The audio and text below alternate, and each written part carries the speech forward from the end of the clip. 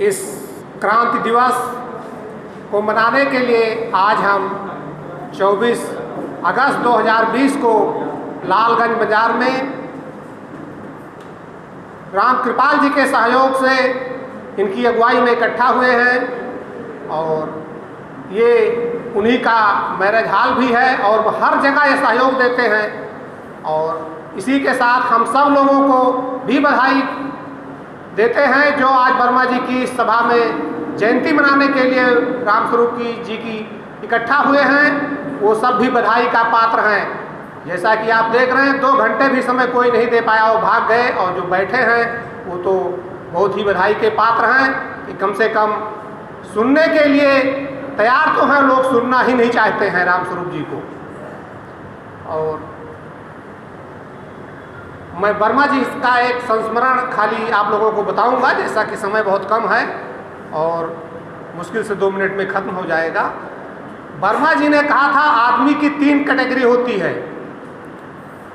एक भाड़ होते हैं, एक भक्त होते हैं और एक प्रशंसक होते हैं। भाड़ आप लोग जानते होंगे, भाट का नाम है, कबीर पढ़ के मतलब प्रशंसा करता है, चापलूस। ये जिसको चापलूसी करता है उसे महामूर्ख समझता है, इसलिए चापलूस से हमेशा होशियार रहो, ये आपकी भलाई कभी नहीं कर सकता है। दूसरा कैटेगरी वर्मा जी ने कहा कि भक्त की होती है। भक्त अज्ञान होता, कुछ सुनना नहीं चाहता है, चट्टान की तरह दृढ़ रहता है, लेकिन वो उतना बुरा नहीं होता, चापलूस से कम बुरा होता है। चापलूस बहुत खतरनाक होता है, काम अपना बनता भाड़ में जा जनता, उसका एक सिद्धांत होता है। भक्त जो है वो चट्टान की तरह डटा रहता है, चाहे गलत हो चाहे सही हो, लेकिन ये खतरनाक ज़्यादा नहीं होता है, केवल अपने तक सीमित रहता है। दूसरी कैटेगरी है प्रशंसक की। प्रशंसक यानी जो अच्छाई को अच्छाई कहे, बुराई को बुराई कहे, जो आपको सही रास्ता दिखाए। गलत हैं आप तो कह देगा कि आप गलत हैं यहाँ पे। ऐसे लोगों से आप लोग हमेशा खुश रहें और ऐसे ही लोगों को अपने पास बैठाएं। और कहना नहीं चाहिए, लेकिन मैं तुलसीदास जी ने बहुत सरल शब्दों में समझाया है, बरभलवास नरक के ताता दुष्ट संग जिंदिए विधाता। यानी दुष्टों से हमेशा सतर्क रहें, ये कहीं भी भला नहीं कर सकते हैं, जिंदगी में अकेले रहें। अब इसी का एक उदाहरण हम दे रहे हैं। 86 में रायबरेली में कुर्मी महासभा की मीटिंग थी, तमाम लोग आ रहे थे, इत्तेफाक से हम भी वर्मा जी के पास बैठे हुए थे। सुबह का टाइम था, वही 8 साढ़े 8 का। हमने कहा वर्मा जी आपको क्यों नहीं बुलाया गया?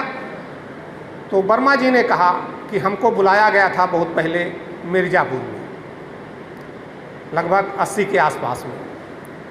तो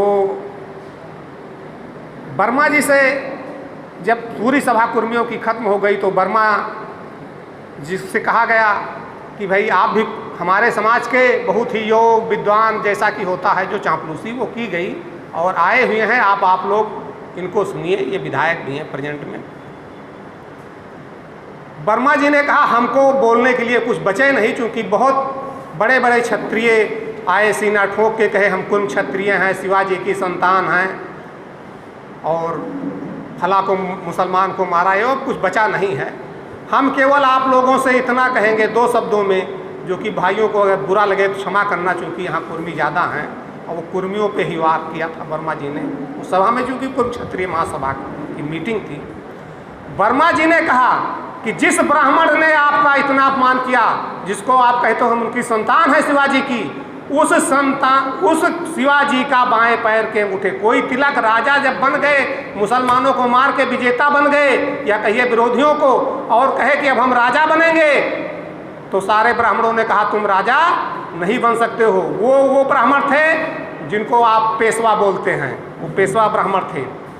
तो उन्होंने कहा भाई अब महाराष्ट्र वाले ब्राह्मण तो हमारा ताजपोशी करेंगे नहीं, तो कोई ब्राह्मण तलाशो। राजा थे तो एक गंगा भट्ट बनारस में थे जो कोढ़ी थे, गागा भट्ट, गंगा भट्ट, तमाम नामों से संबोधित करते, उनको बुलाया और कहा। तो उन्होंने कहा भाई उस समय 2 करोड़ रुपया उन्होंने खर्चा कराया तंत्र मंत्र लोगों को खिलाने पिलाने में, और हम आपका राज तिलक करेंगे। और यहाँ से जाते जाते इतना डर गया, उसने कहा देखो आप शूद्र हो और शूद्र का राज तिलक नहीं हो सकता है, यहाँ सभी तिलक करावत भी है वहाँ। अब सोच लियो सूदिक का हाल है, वो कहीं तिलक नहीं हो सका, खाली पंडित चापलूसी में रुपया मारा तिलक करावत। तो उन्होंने कहा कि तिलक नहीं हो सकता है, बाएं पैर के अंगूठे से तिलक लगेगा, जिसमें कोढ़ी था वही पैरवा के कोढ़ी वही रहा, अंगूठे में कोढ़िया सबसे ज़्यादा, उससे उसने तिलक किया। तो वर्मा जी ने कहा यदि आप लोग इतनी अपमान भरी जिंदगी सहते हो